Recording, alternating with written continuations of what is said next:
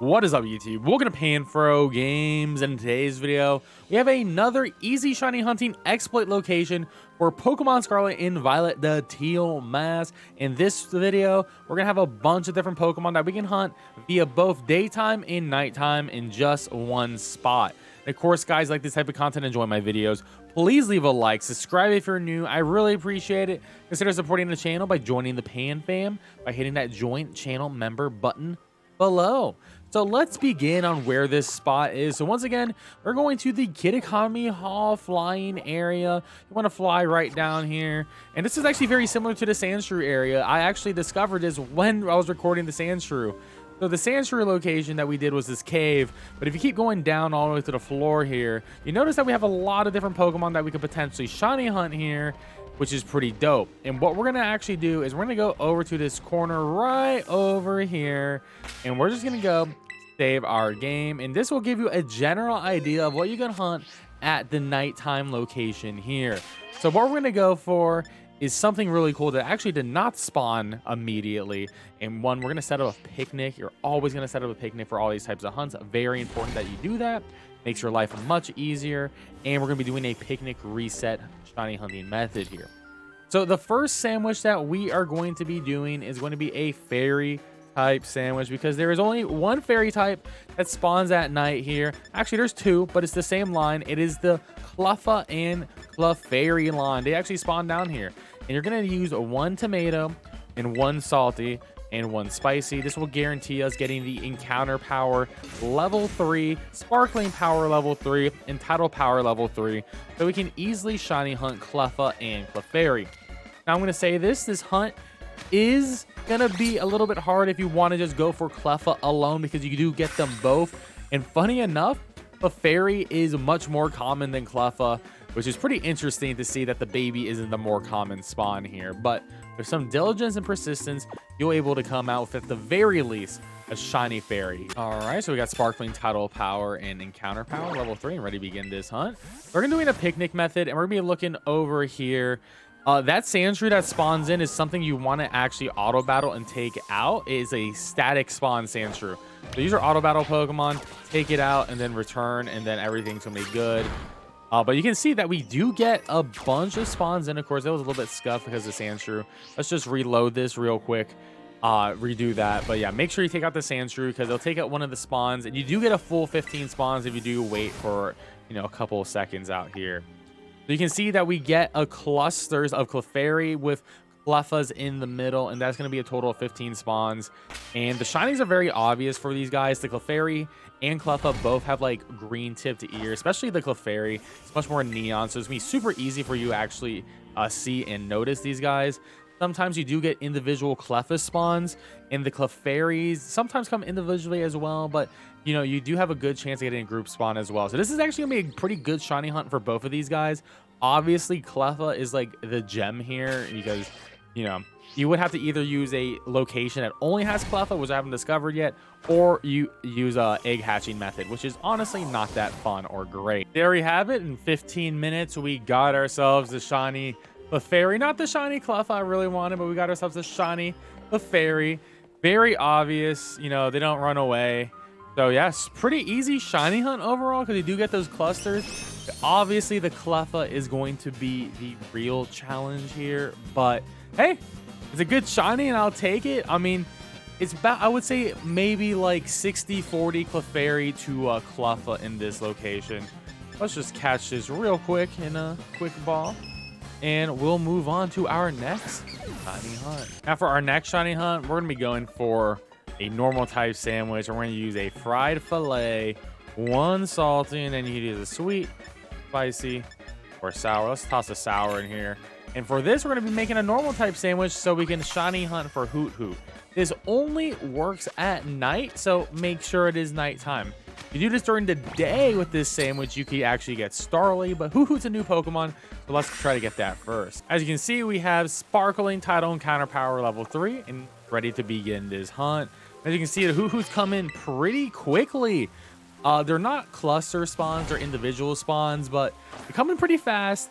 And the shiny for Hoothoot is golden, so there's no shot that you're actually going to miss it. This is actually incredibly fast. I would say maybe even a little bit faster than the Clefairy and the Cleffas, just because it is only spawning in one Pokemon. I do think it makes it a little bit easier for the spawns to happen. Like, yeah, we got 15 spawns pretty much immediately. So this is gonna be an excellent spot for you to get 2 shiny Hoothoots for your shiny living decks. So you can make this hunt super easy. Now for a dragon type sandwich, and we're gonna be using an avocado, a salty, and a spicy. And with this, we can actually shiny hunt for Noibat. I know it's not a new Pokemon, but it is the other Pokemon that you can hunt here only at nighttime. There we go, sparkling title encounter level 3 for dragon type Pokemon, and ready to begin this hunt. But once again, this only works at nighttime, and of course, if you do happen to reset your game like I did, make sure to kill the Sandshrew, because Sandshrew comes back every single day. So make sure you kill it, and let's get a proper reset going again. But you can see only Noibat spawning in really quickly.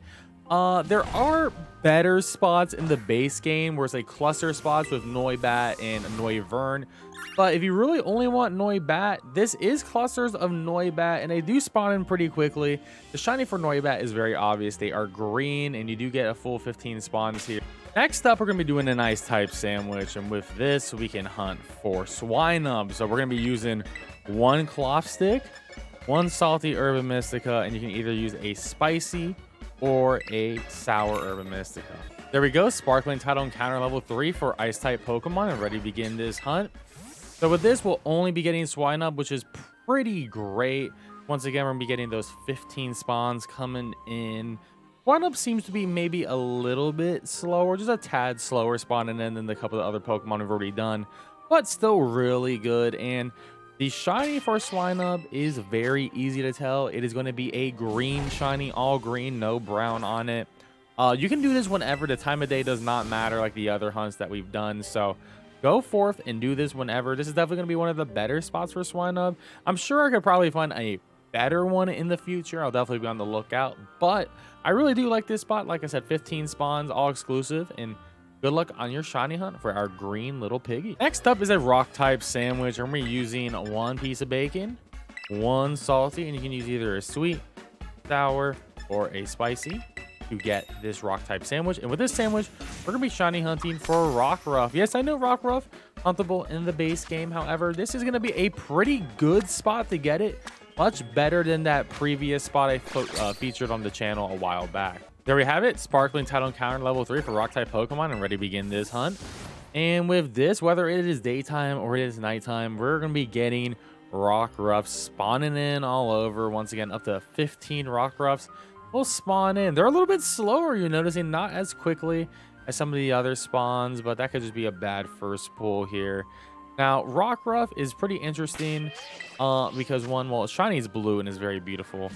And there is a small chance for it to have its rare ability, which does evolve into the dust form like in Rock. So this could be a really good spot for you to do this in, of course. I mean, you can always try that in an Outbreak as well. But if you don't want to do that, you can use this spot. And yeah, shiny is very obvious. They do run away, but they can also be a little bit aggressive, but luckily you're far enough away where it shouldn't be a problem. Now for our last shiny hunt, we are going to be going back again to a normal type sandwich, but this time during the day, we're going to be grabbing 1 fried fillet, 1 salty, then you get your choice between sweet, spicy, sour. Let's toss the sour, and we can hunt for Starly here, which is actually going to be one of the better spots to hunt Starly, because I wasn't a big fan of the spots in the actual base game.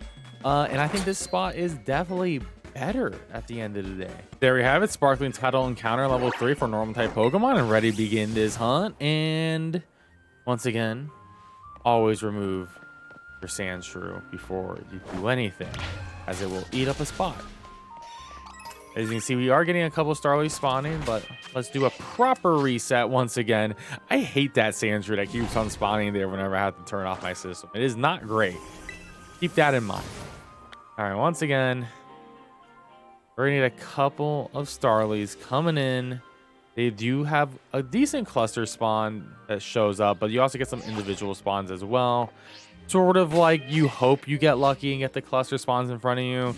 But if you do start off with a bunch of individual spawns, it can be a little bit tricky. I would say out of the out of all the shiny hunts that you can do in this spot, this one may be one of the trickier ones, as it isn't the most consistent, but it does work. You do get 15 spawns.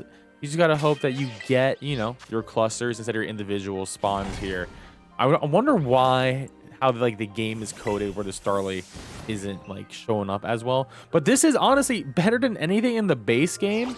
I could never truly isolate Shiny Hunt Starly in the base game, as there was always with Fletch Hinder. So the fact that I even have this is pretty decent, and this wasn't even my goal of this location. But there you have it, guys. That is my shiny hunting exploit location for Pokemon Scarlet and Violet. We're going to have much more. Our ultimate goal is to cover every single Pokemon that was newly added to the DLC with a pretty decent spot or a phenomenal spot. And of course, guys, like this type of content, enjoy this video, please leave a like, subscribe if you're new. I really appreciate it. Let me know in the comment section below any shiny hunting exploits that you may have, and I may cover it. Anyways, guys, I'll catch you guys next time. Peace out and have a good one.